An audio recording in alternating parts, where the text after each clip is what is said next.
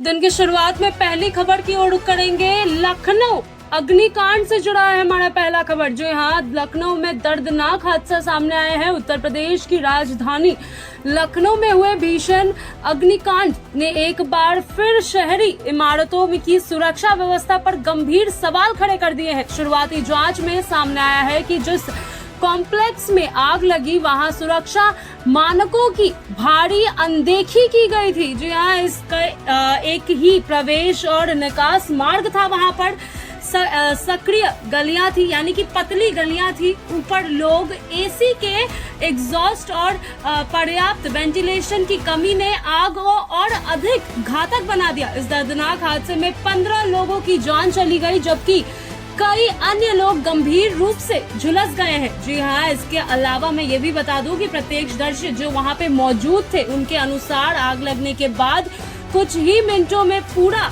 परिसर धुएं से भर गया। लोगों के पास बाहर निकलने का कोई वैकल्पिक रास्ता नहीं बचा।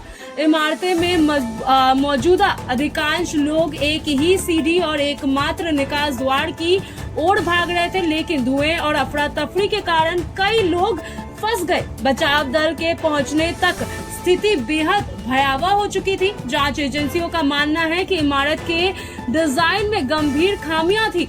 कॉम्प्लेक्स में कई दुकानों और कार्यालयों के लिए एक ही रास्ता रखा गया था। इसके अलावा ऊपर की मंजिल पर लगे एसी यूनिट, यानी कि एसी यूनिट के एग्जॉस्ट लगातार गर्म हवाएं छोड़ रहे थे, जिससे आग और धुएं का प्रभाव तेजी से फैला। विशेषज्ञों का कहना है कि ऐसी परिस्थितियों में तापमान अचानक बढ़ जाता है और लोगों के लिए सांस लेना मुश्किल हो जाता है। फायर विभाग की शुरुआती रिपोर्ट में भी कई चौंकाने वाले तथ्य सामने आए हैं। बताया जा रहा है कि इमारत में पर्याप्त अग्निशमन उपकरण नहीं थे।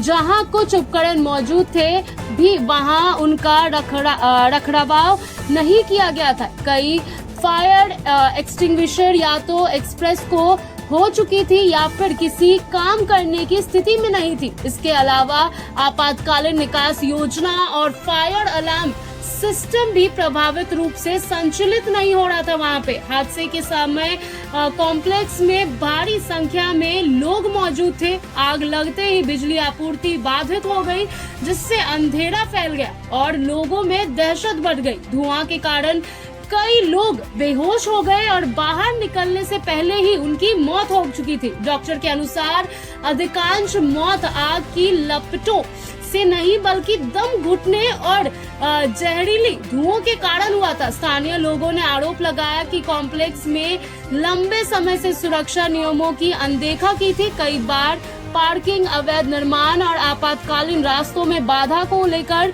शिकायतें भी की गई, लेकिन संबंधित विभागों ने समय रहते कोई सख्त कार्रवाई नहीं की। अब हादसे के बाद प्रशासन की भूमिका भी जांच के दायरे में आ चुकी है। मुख्यमंत्री और राज्य सरकार ने घटना पर गहरा दुख व्यक्त करते हुए कहा कि मृतकों के परिजनों के लिए आर्थिक सहायता की घोषणा की जाएगी। साथ ही पूरे मामले की उच्च स्तरीय जांच के आदेश भी दिए गए हैं। अधिकारियों को यह पता लगाने की जिम्मेदारी सौंपी गई है कि सुरक्षा मानकों की अनदेखी के लिए कौन कौन जिम्मेदार था और किस स्तर पर लापरवाही हुई है। विशेषज्ञों का कहना है कि तेजी से बढ़ते शहरों में व्यावसायिक और आवासीय इमारतों की संख्या को बढ़ते रही है, लेकिन सुरक्षा मानकों के पालन पर उतना ध्यान नहीं दिया जा रहा है। फायर एनओएसी, आपातकालीन निकास, धुआं नियंत्रण प्रणाली और नियमित सुरक्षा ऑडिट जैसे नियम अक्सर सिर्फ कागजे तक सीमित रह जाती है।